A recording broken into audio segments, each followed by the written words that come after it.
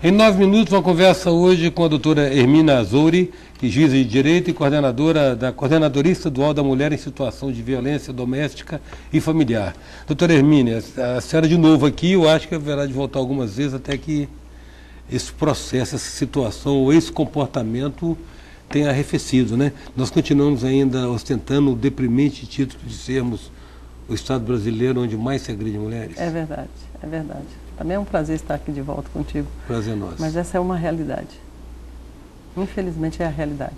O que é isso? É uma cultura mais específica do capixaba? Como é que a senhora vê isso? Não. Menos como juíza, como pessoa que lida com essa condição humana que está envolvida por isso. Como é que a senhora vê isso? O que eu tenho observado? Tudo parte do problema cultural, né? E a mudança de cultura requer algumas atitudes. E nós, no Tribunal de Justiça daqui do Espírito Santo, por exemplo, sabedores de que o Espírito Santo sai em primeiro lugar, a gente começou a tomar posições, assim, mudança de paradigma. A Lei Maria da Penha já é uma mudança de paradigma, né? Porque ela retrata exatamente o objetivo que sempre as mulheres buscaram, que é o amparo da vida delas com relação à liberdade. A Constituição diz que os direitos são iguais, elas estão buscando esses direitos. E isso está trazendo uma certa complexidade na atitude dos homens agressores. Como se a posse, como se aquele domínio estivesse só saindo das mãos dele para a sociedade. Então é isso que a gente sente. O que eu pude observar nesse período que nós estamos trabalhando ali no Tribunal de Justiça é que a violência doméstica ela não escolhe classe social. É impressionante. Existe uma coisa, até comentei com algumas pessoas ligadas à área, de que há uma coisa em comum. 90% das mulheres de classe alta, classe média alta, quando elas procuram o Tribunal de Justiça, o objetivo é exatamente, e as marcas, as sequelas, são quase muito idênticas. E regra é a violência psicológica. Porque, ao meu ver, é uma que traz muito mais sequelas do que até uma violência física.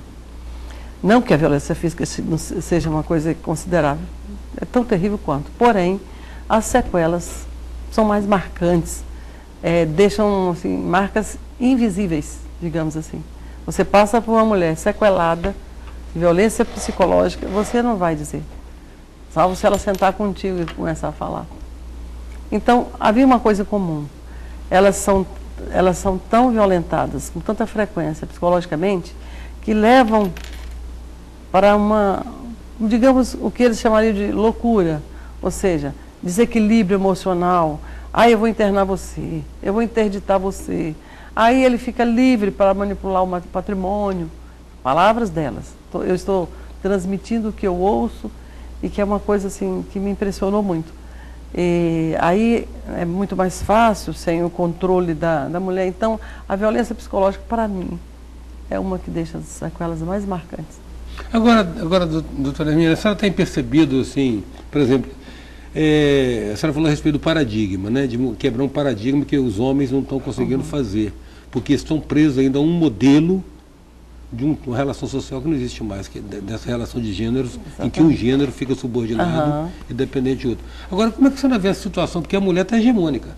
No mercado de trabalho, nós temos uma clara hegemonia feminina, né? Feminina. E como é que nós vamos lidar com isso, então? Daqui a pouco, nós seremos minoria, na verdade. O homem vai ser minoria. Na verdade... Nós estamos usando a lei Maria da Penha dos homens também, não? Não acredito que seja assim. Eu acho até que essa mudança cultural está inclusive implícito desse trabalho que nós pretendemos realizar, que já existe um programa no Tribunal de Justiça, que é o Jus Mulher Capixaba, e tem tido um apoio assim, muito grande por parte do presidente do tribunal, que é um inovador, como diz você, é um nerd também, e que de certa forma trouxe para nós a liberdade, nos deu a liberdade de agir diante da lei e diante daquilo que nós pretendíamos. Então, chegamos à conclusão seguinte: nesse contexto de Jus Mulher Capixaba, que é o nome do programa lançado pelo Tribunal de Justiça, nós criamos metas. Dentre as metas era o Centro Integrado da Mulher. Mas o tribunal não pode fazer sozinho, ele precisa de parcerias. E as parcerias que a Prefeitura, por exemplo, eu dou um grande exemplo, a Prefeitura de Vitória, uma excelente parceria, onde nós podemos lançar o dispositivo aquele, como o botão do pânico, popularmente chamado botão do pânico, que é um dispositivo tecnológico preventivo, e aí, mas para suprir uma lacuna da lei, porque não há previsão legal com relação à fiscalização das medidas protetivas. Isso trazia uma insegurança muito grande por parte das vítimas, sim, porque elas estavam de posse daquela medida protetiva e perguntavam, e aí, o que eu posso fazer? Quem garante que ela será cumprida? Aí ele descumpria. Ela voltava para o magistrado, para o juiz ou juíza, e descumpria novamente. Então, ficou uma coisa assim, trouxe uma insegurança, apesar da lei ser muito boa, mas nesse quesito trouxe uma certa insegurança. Foi quando aí nós estudamos o mecanismo para suprir aquela lacuna. E a propósito, como é que funciona o botão? Veja bem, essa foi uma parceria feita entre o Tribunal de Justiça e a Prefeitura de Vitória, através do prefeito Luciano Rezende. A Prefeitura de Vitória daria a participação dos guardas municipais com o vídeo monitoramento e o Tribunal de Justiça, em parceria com o Instituto Tecnológico, através da doutora Franceline, aí fizeram essa parceria, foi até assinado termos de parceria no dia de um evento que houve no tribunal, toda a sociedade foi convidada a participar. Enfim, quando a mulher aciona, é um dispositivo pequeno, onde é colocada até atrelada a um cinto, ela pode colocar na cintura onde ela quiser, tem ele pode ficar em stand-by até 24 horas, carregado na parte elétrica, carregado na tomada, é simples o manuseio. Quando a mulher ela já tem a medida protetiva, ela vai, a juíza disponibiliza ao juiz aquele dispositivo, ela assina um termo de que ela tem responsabilidade pelo manuseio, pelo cuidado, e também dando à juíza ou juiz a liberdade de usar o áudio, que também tem além do GPS, tem um áudio que serve de prova contra o agressor. Entendeu? Então, dessa forma, nós podemos ver mais segurança. Você vê que, entrevistando algumas mulheres, eu pude perceber que elas dizem assim, agora eu estou mais confiada, estou mais tranquila, porque eu sei que alguém está me fiscalizando ou fiscalizando o agressor. Entendeu? Aí quando chega, do momento que ela aciona, que é um acionamento simples, ela aciona, vai para aquele central de vídeo monitoramento da prefeitura, ali já dá para saber o áudio, o que aconteceu, tudo que ela está falando ou ele está falando, e o local onde ela se encontra. Dali as viaturas, as patrulhas Maria da Penha, imediatamente são encaminhadas ao local, porque o GPS já indicou onde a vítima está, e imediatamente o socorro. Nesse caso que houve aí, agora o único acionamento que nós tomamos conhecimento, foi uma coisa interessante, em 3 minutos a patrulha estava lá. Em 9 minutos nós estamos conversando com a doutora Hermínia Azzouri. A gente volta já.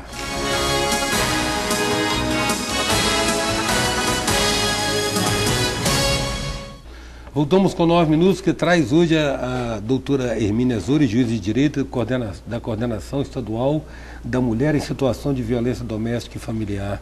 A senhora falou a respeito de violência psicológica, que deixa às vezes sequelas que não são ostensivas, mas às vezes são mais profundas, né, doutora? Exatamente, Hermínia? não são visíveis, mas são muito profundas. Mas nesse caso é oferecido algum tipo de suporte psicoterapêutico ou psicológico para essas vítimas? Claro, veja bem, o que nós propomos dentro desse programa do Tribunal de Justiça do Jus Mulher foi exatamente o Centro Integrado da Mulher, que já até eu tomei conhecimento, amanhã nós temos uma reunião em Brasília, na SPM, que é a Secretaria de Política para as Mulheres, ligada à Presidência da República, onde já é a intenção da ministra Menicucci, colocar na Casa da Mulher Brasileira, a exemplo do que nós propomos, que é o Centro Integrado da Mulher, todos esses recursos que a mulher precisa. Nós temos muitas metas, dentre elas, exatamente trabalhar com essas mulheres que foram vitimadas psicologicamente, sexualmente, qualquer violência de qualquer natureza. Já tem uma equipe multidisciplinar em cada vara para trabalhar com elas. A cada centro integrado terá equipes multidisciplinares.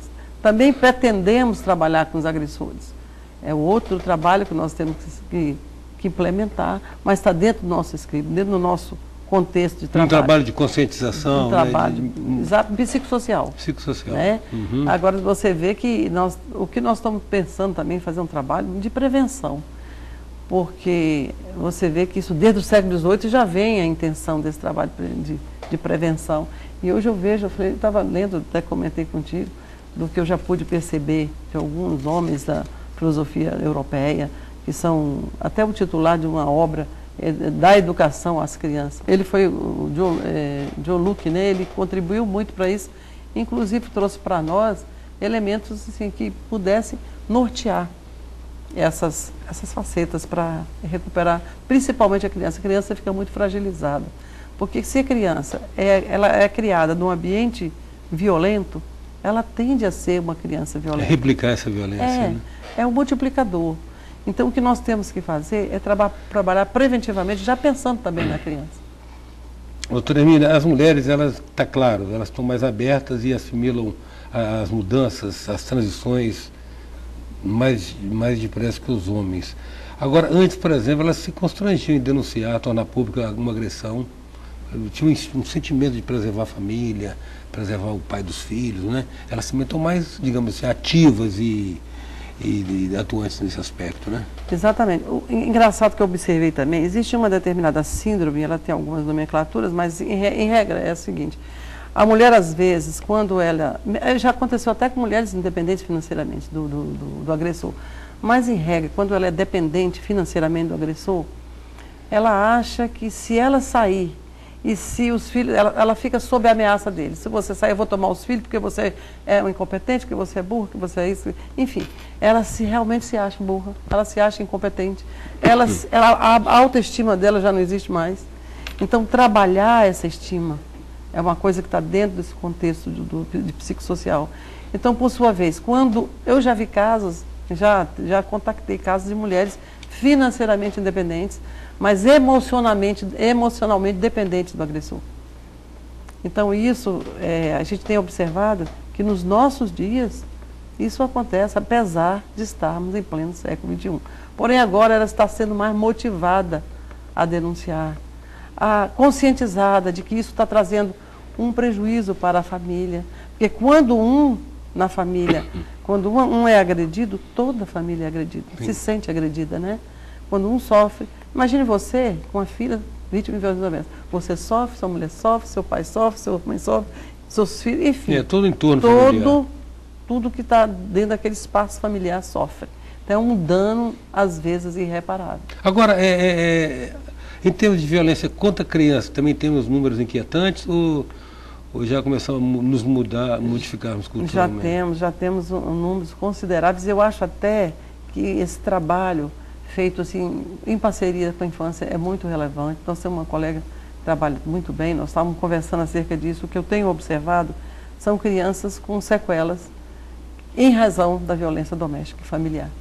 E essas sequelas, elas vão até a idade adulta, se não trabalhadas no momento oportuno, onde elas estão sofrendo essa violência. Porque achei interessante um estudo que nós fizemos, é que a criança, na escola, ela também leva essas mazelas para a escola.